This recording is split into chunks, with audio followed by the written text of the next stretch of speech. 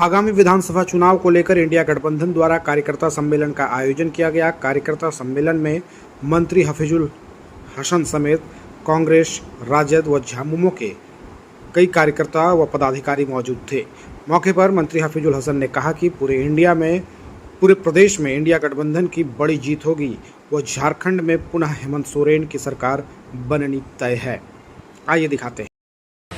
आज की ये सभा शुद्ध रूप से इंडिया गठबंधन के पंचायत स्तरीय कार्यकर्ताओं का सभा। ये सभा 26 तारीख को जो यहाँ नॉमिनेशन इसी मैदान में होगा, जिसमें झारखंड के मुख्यमंत्री शेरदिल इंसान माननीय हेमंत सोरेन जी का उपस्थिति होगा। समय बहुत हो गया है। आज सिर्फ काम का बात होगा, टास्क का बात होगा। आप सभी लोग झारखंड मुक्ति मोर्चा के सिपाही हैं। हाजी साहब का सिपाही। हाजी साहब मधुपुर को जितना शांति से और जितना मेल जोल से सभी के मुंह से आपने मधुपुर में जो मिसाल कायम किए हैं, उसको तोड़ना किसी की बस की बात नहीं है। उनका किरदार को निभाना किसी के बस के बात नहीं है। मैं उनका बेटा हूं। इसके बाद भी अभी के उनका जो किरदार था, उसका 25 पैसा भी अभी तक मैं नहीं कर सक रहा हूं। लेकिन आप सभी जानते हैं कि जिस परिस्थिति में मुझे झारखंड सरकार में मंत्री बनाया गया, ये झारखंड में पहली बार हुआ कि बगैर विधायक को मंत्री बनाया गया। ये सम्मान गुरुजी ने दिया, ये प्यार हेमंत बाबू ने दिया। ये इसलिए दिया कि मेरे वालिद साहब हमेशा गुरुजी के साथ कंधे से कंधे मिला करके चले। हर दुख मुसीबत में पार्टी में बहुत सारी उठापटक और बहुत दिक्कतें आई, लेकिन कभी भी मेरे वालिद साहब ने पार्टी को नहीं छोड़ा और हमेशा गुरुजी के साथ दिया। एक घटना याद जो मुझे अभी पता चलता है कि जब एक बड़ा वकील झारखंड मुक्ति मोर्चा से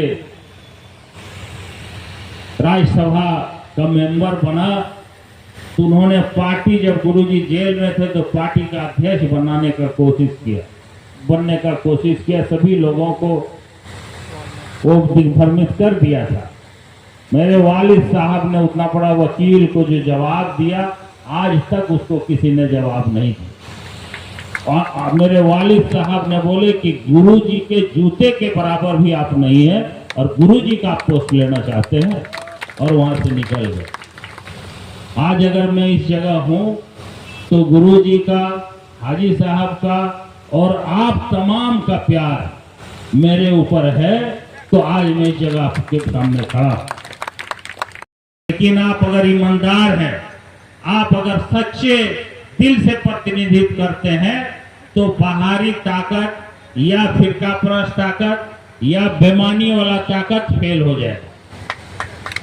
ये आप जानिए। ऊपर वाला साथ भी देता, वो देखता है कि इसका नियत में खोट है या नियत सही है, ये भी देखता। सिर्फ नीचे से ही नहीं चलता है, ऊपर से भी हम लोग चलते हैं। ये आप ध्यान में रखिए।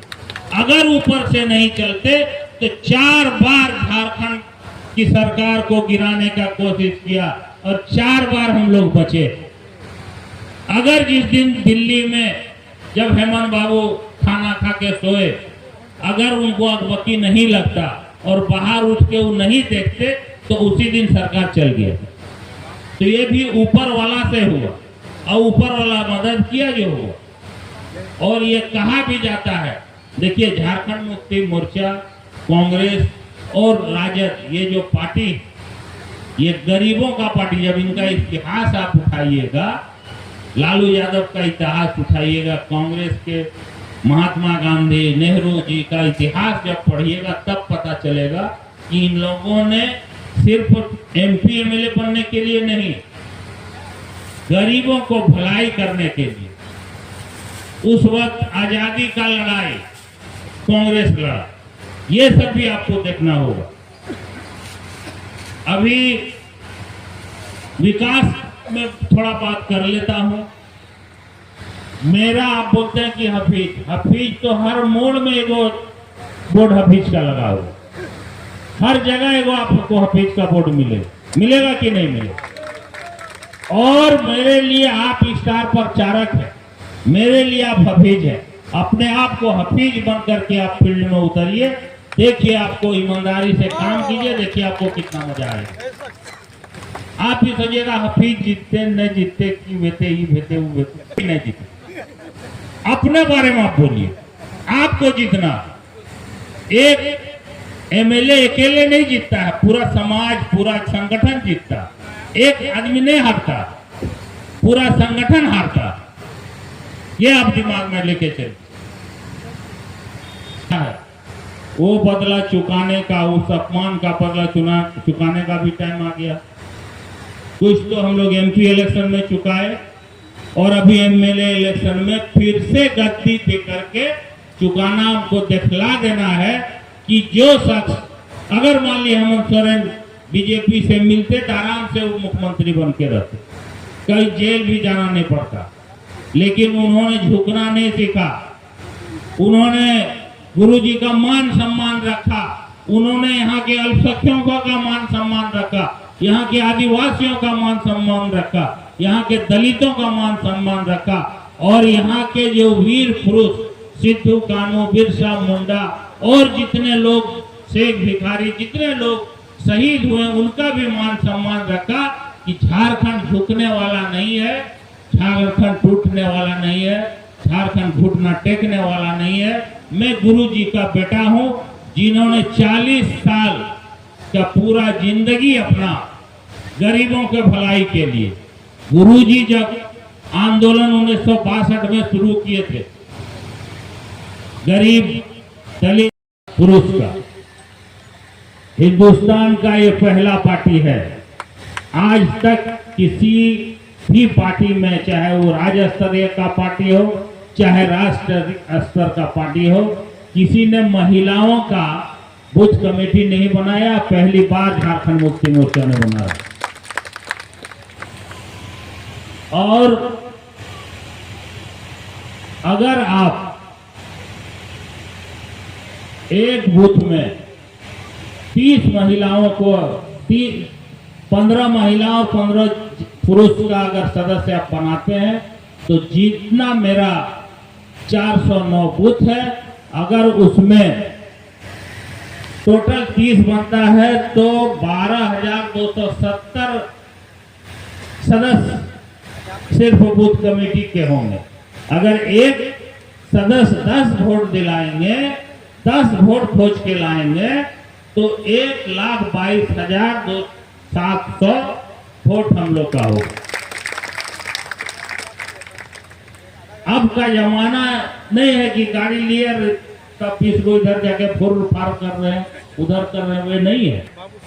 एक एक दिन में एक एक बूथ आप घूमिए, आपको पूरा प्रखंड देखने का जरूरत नहीं है। प्रखंड कमेटी देखेगा, जिला कमेटी देखेगा। आपका बूथ मजबूत है तो सब मजबूत है। अभी मैया सम्मान योजना की बात है। अभी हम लोगों ने, जैसे मुझे रात से पता चला कि तीसरा किस्त भी खाते में आने शुरू हो गया, जो छठ में आने का था वो अभी शुरू हो गया। और जैसे ही फिर से हमारी सरकार बनेगी और उसी के बाद ही 2500 रुपया आपके खाते में आना शुरू हो जाए। और अगर गड़बड़ हुआ तो पैसा 25 तो छोड़ दीजिए, 1000वां बना जाए। आपको बिजली माफी 3500 करोड़ रुपया बिजली माफी हुआ, और उसके साथ साथ अगर 200 यूनिट आपके अंदर आप अगर बिजली जलाते हैं तो आपको जीरो बैलेंस, मतलब 1 पैसा भी आपका बिल नहीं आएगा। इसी तरह बहुत सारी योजनाएं हैं जिसको आप कृषि ऋण योजना, ये भी आप सब अपने लोगों को बोल सकते हैं। आज मैया सम्मान योजना जब हमारी सरकार ने, हेमंत बाबू ने लाया तो बीजेपी कोर्ट चल गया। बीजेपी गया कि ये चुनावी प्रलोभन देने की योजना है, इस पर रोक लगाया जाए। तो आप बतलाइए, महिलाएं यहाँ बैठी हुए हैं, जो आपका पैसा रोकने चाहता था, क्या आप उस पार्टी को वोट दीजिएगा? नहीं। तो नहीं आता उठा नहीं। तो नहीं बैठेगी। और ठीक 20 नवंबर को चुनाव है।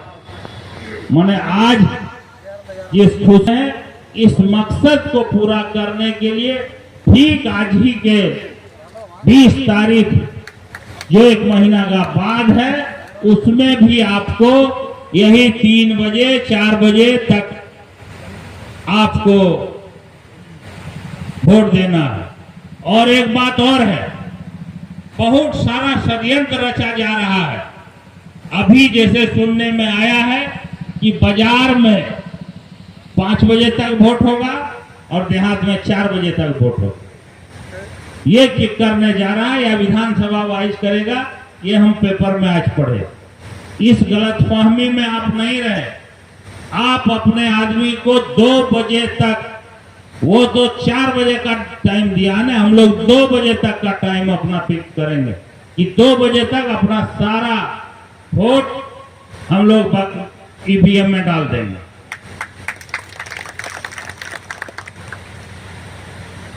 अभी कुछ दिन पहले फैयाज भाई और सभी ने बतलाया।